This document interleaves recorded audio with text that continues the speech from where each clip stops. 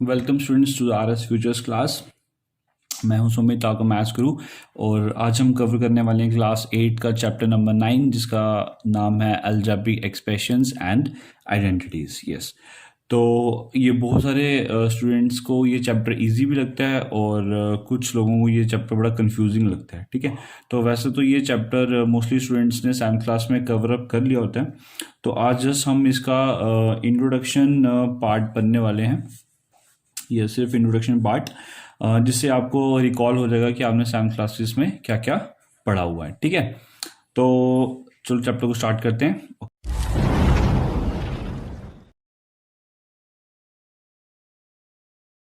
Okay, तो जैसे कि चैप्टर का नाम है अलजेब्रिक एक्सप्रेशंस, तो पहले हम ये समझ लेते हैं कि एक्सप्रेशंस क्या होते हैं। ठीक है, देखो बेटा, एक्सप्रेशंस जो हैं वो कॉम्बिनेशन होता है दो चीज़ों का। One is variable and the other is constants. ठीक है, तो combination of variables and constants को हम बोलते हैं एक्सप्रेशंस। ठीक है, अब वेरिएबल्स क्या होते हैं? ठीक है, मैक्सिमम स्टूडेंट्स को पता होगा वेरिएबल्स एंड कॉन्स्टेंट्स क्या होते हैं, लेकिन एक बार फिर हम पढ़ लेते हैं। वेरिएबल्स बेटा वो चीज़ है जिसकी वैल्यू वैरी करती है। देखो, नाम में ही मतलब छुपा हुआ है वेरिएबल्स, मतलब ये वैरी करना। ठीक है, तो वेरिएबल्स वो चीज़ें हैं जिनकी वैल्यू क्या करती है, वैरी करती है। जनरली हम वेरिएबल्स को अल्फ़ाबेट से डिनोट करते हैं, जैसे कि X Y Z A B C. ठीक है, वो कुछ भी हो सकता है, ए टू जेड आप कुछ भी अल्फ़ाबेट ले सकते हो। तो जनरली हम वेरिएबल्स को अल्फ़ाबेट से डिनोट करते हैं। ठीक है, कांस्टेंट, अब जैसे नाम से ही मीनिंग दे रहा है कांस्टेंट। कांस्टेंट वो चीज़ है जिसकी value through out the question constant मतलब एक जैसी रहती है। कांस्टेंट का मतलब एक जैसी। अब जैसे नंबर, जनरली हमारे नंबर्स होते हैं, जैसे 1 2 3 एंड सो ऑन। ठीक है, जैसे 1 है तो 1 की वैल्यू 1 ही रहने वाली है थ्रू आउट द क्वेश्चन। ठीक है, तो अब यहाँ पे चीज़ समझ रहे हो कि वेरिएबल्स क्या होते हैं एंड कॉन्स्टेंट्स क्या होते हैं। वेरिएबल्स हमारे वो जिनकी वैल्यू वैरी करती है, एंड कॉन्स्टेंट वो चीज़ जिसकी वैल्यू वैरी नहीं करती है, कांस्टेंट रहती है। ठीक है, and one more thing is, variable जो होते हैं वो हमारे अल्फ़ाबेट्स होते हैं और कांस्टेंट हमारे क्या होते हैं, कांस्टेंट हमारे नंबर्स होते हैं। ठीक है, वेरी गुड, आई होप कि आपको ये चीज़ समझ आ गई हो। नेक्स्ट चीज़ चलते हैं। तो अब देखो, जैसे कि अब मैंने लिखा x+3। ठीक है, तो ये क्या है, x+3 क्या है? ये एक एक्सप्रेशन है। एक्सप्रेशन क्यों? क्योंकि मैंने अभी जस्ट बोला कि एक्सप्रेशन क्या होता है, combination of constants and variables. Combination of constant and variable. यहाँ पे कांस्टेंट जो है वो 3 है और वेरिएबल आपके पास क्या है, x है। ठीक है, लेकिन एक छोटा डिफरेंस होता है एक्सप्रेशन एंड इक्वेशन में। वो डिफरेंस क्या है? देखो, अगर यही आपके पास एक एक्सप्रेशन है x+3 और इधर मैं इक्वल्स टू करके कुछ भी 0 5 0 ले लेते हैं, x+3 इज इक्वल्स टू 0, तो अब ये एक्सप्रेशन है क्या? नहीं, अब ये एक्सप्रेशन नहीं है। इस चीज़ को हम बोलेंगे इक्वेशन। क्या बोलेंगे? इक्वेशन। इक्वेशन क्यों बोलेंगे?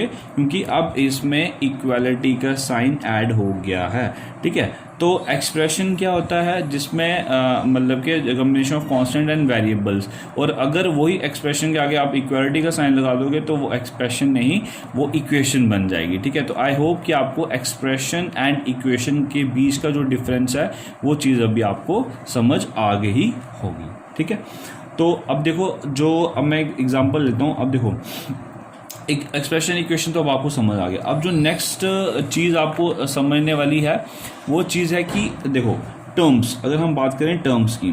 ठीक है, टर्म्स क्या होती हैं? Yes, terms. तो देखो बेटा, टर्म्स वो चीज़ है जैसे कि मैंने एक एक्सप्रेशन लिखा, सपोज करो x+5। ठीक है, तो अब इस एक्सप्रेशन में हमारे पास दो टर्म्स हैं। ठीक है, टर्म्स जो हैं वो एक्सप्रेशंस में से निकलती हैं। अब हमें पता है, जैसे देखो यहाँ पे एक टर्म है x और एक टर्म है 5।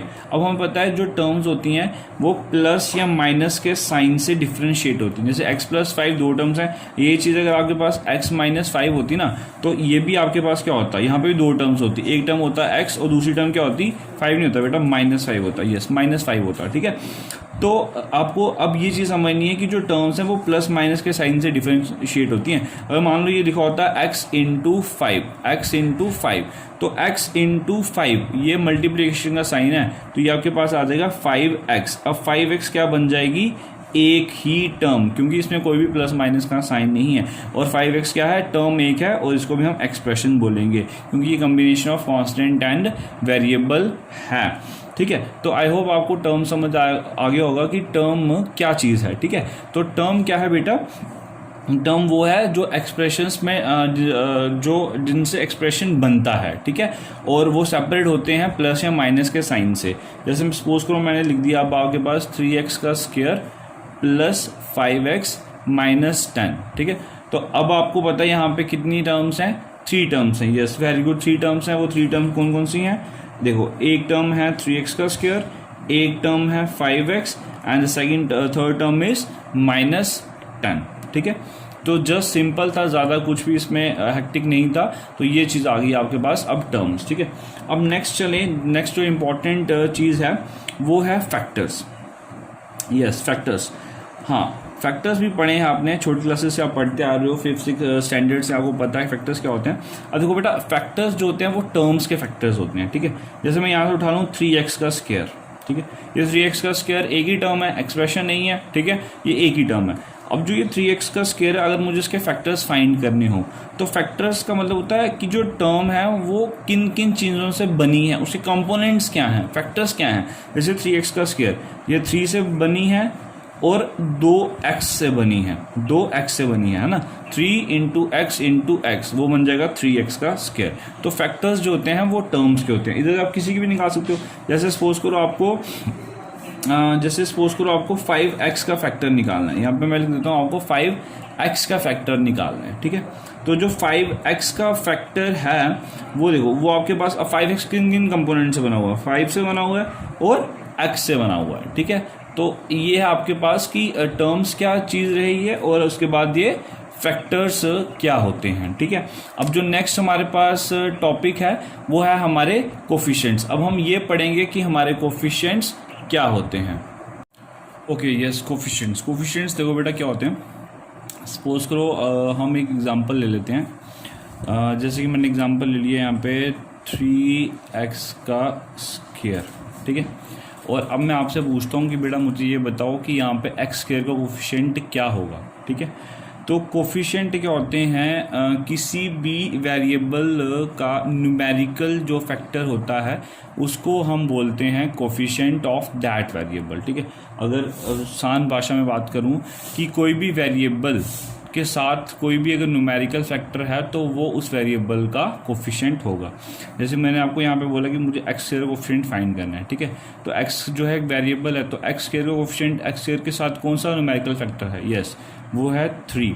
तो आपके पास यहाँ पे coefficient of x square is equals to, वो आपका आंसर क्या आएगा, वो 3 आएगा। ठीक है, वैसे ही जैसे सपोज करो आपको पूछते हैं जैसे 3xy है। ठीक है, हाँ, तो यहाँ पे आपको पूछते हैं कि एक्स वाई का कोफिशिएंट क्या है, तो एक्स वाई वेरिएबल है, तो इसका जो कोफिशिएंट है वो क्या होगा, 3 होगा। लेकिन अगर आपको यहाँ पे ये पूछा जाता है कि यहाँ पे वाई का कोफिशिएंट क्या है, तो अब आपको ये चीज़ देखनी है कि वाई के साथ क्या है। ठीक है, वाई के साथ यहाँ पे 3x है।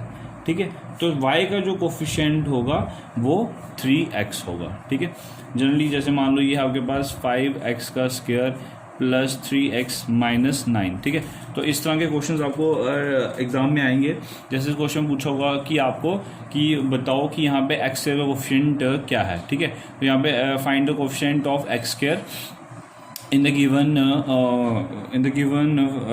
पार्ट। ठीक है, तो जैसे कि आपको इस पार्ट में पूछा होगा एक्स स्क्वायर कोफिशिएंट निकालना है, तो यहाँ पे एक्स स्क्वायर के साथ वाला कौन सी टर्म है, वो है 5।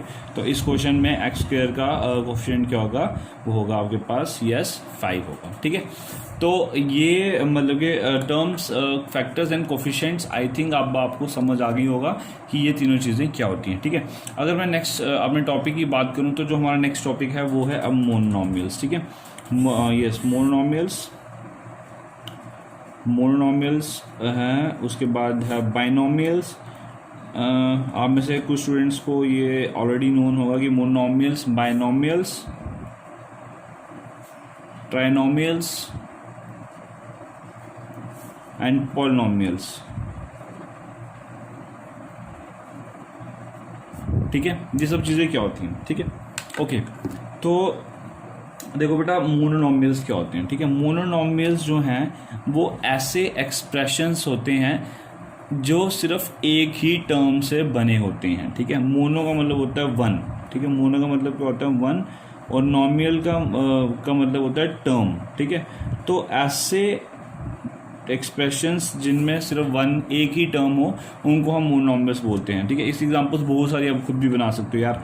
देखो जैसे ये 4x है, ठीक है। 4x क्या है, ये एक ही टर्म है, तो ये आपके पास क्या हो गया, मोनोनॉमियल हो गया, ठीक है। जैसे मान लो 1000, ठीक है, बेशक कांस्टेंट है लेकिन एक ही टर्म है, तो ये भी आपके पास क्या हो गया, ये भी आपके पास मोनोनॉमियल हो गया। वैसे ही जैसे मैंने सपोज लिख दिया 10xyz, ठीक है, ये पूरा का पूरा एक ही टर्म है, तो ये भी क्या हो गया आपके पास मोनोनॉमियल्स। ऐसे ही बहुत सारी एग्जाम्पल्स आप खुद भी बना सकते हो, ठीक है।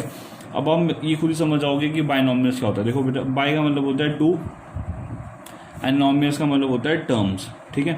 तो अब आप समझ गए हो कि ऐसे एक्सप्रेशंस जो दो टर्म से बने होते हैं उनको हम बाइनॉमियल्स बोलते हैं। एग्जांपल जैसे मैं आपके सामने देता हूँ x प्लस वाई, ठीक है, x प्लस वाई। अब इसमें दो टर्म्स हैं, एक है x और एक है y, ठीक है।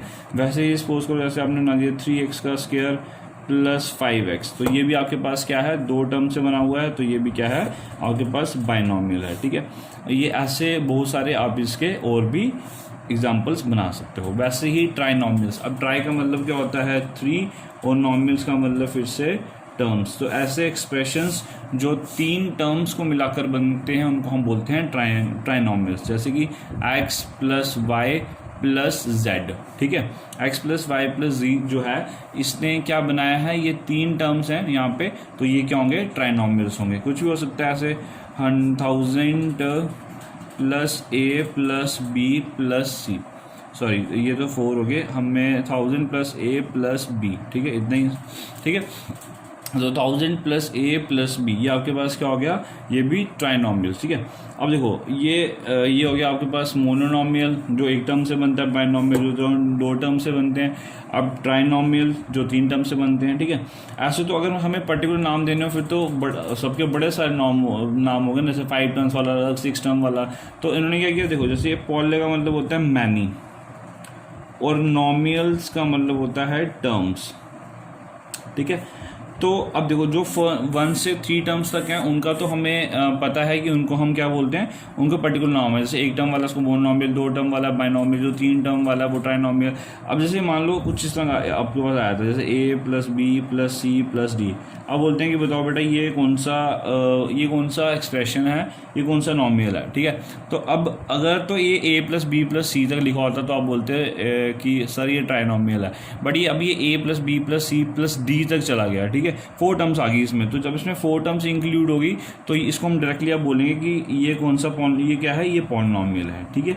ये क्या है, पॉलिनॉमियल है, हाँ। अब मान लो 5 टर्म्स वाली कोई चीज़ आ गई तो वो भी पॉलिनॉमियल। अब 100 वाली कोई आ जाएगी तो वैसे तो कुछ ऐसा तो होगा नहीं, लेकिन वो उसको भी हम क्या बोलेंगे, पॉलिनॉमियल बोलेंगे। जैसे ये मोनोनॉमियल, बाइनॉमियल, ट्राइनॉमियल, ये सारे के सारे पॉलिनॉमियल्स ही हैं, बट इनके पर्टिकुलर नेम है, इनको हम पॉलिनॉमियल बोल सकते हैं। जैसे मोनोनॉमियल कौन सा पॉलिनॉमियल है, मोनोनॉमियल वो है जिसमें एक टर्म है, ठीक है। बाइनॉमियल कौन सा पॉलिनॉमियल जिसमें 2 टर्म्स हैं। ट्राइनॉमियल कौन सा पॉलिनॉमियल, 3 टर्म, इनके पर्टिकुलर नेम है, ठीक है। तो अब ये पॉलिनॉमियल जो है ये हम समझ आ गए कि जिसमें मोर देन 3 टर्म्स हों तो उसको हम नाम दे देंगे अपना पॉलिनॉमियल्स का टर्म नाम दे देंगे, ठीक है। तो स्टूडेंट्स ये हमारा इंट्रोडक्शन का पार्ट 1 था। तो इसी के पार्ट 2 में हम मतलब कि अपना एडिशन सब्ट्रैक्शन का आपको कंसेप्ट समझाएंगे, ठीक है। तो ये हमारी यूट्यूब पे फर्स्ट वीडियो है, सो प्लीज़ ज़्यादा से ज़्यादा इसको लाइक करें एंड चैनल को सब्सक्राइब करें ताकि ज़्यादा से ज़्यादा स्टूडेंट्स इस कंसेप्ट को समझ पाएँ। और अगर आप चाहते हो कि मेरे को कोई पर्टिकुलर किसी मतलब कि जो चैप्टर आपको नहीं आता है उस पर अगर आप चाहते हो कि कोई मैं आपको वीडियो बना के दूँ तो वो आप मेरे को कमेंट कर सकते हो ताकि मैं आपको उस वीडियो पे वर्क करूँ, ठीक है। बाकी मैं डिस्क्रिप्शन में आपको अपना व्हाट्सएप नंबर शेयर कर दूँगा, जिसके से भी कोई डाउट हो तो वो मेरे को डायरेक्टली व्हाट्सएप पे मेरे को पूछ सकता है, ठीक है। तो thank you for the class and जो इसका नेक्स्ट पार्ट इंट्रोडक्शन पार्ट 2 वो मैं कल अपने चैनल पर डाल दूँगा, तो आप डायरेक्टली उस चीज़ को वहाँ से देख सकते हो।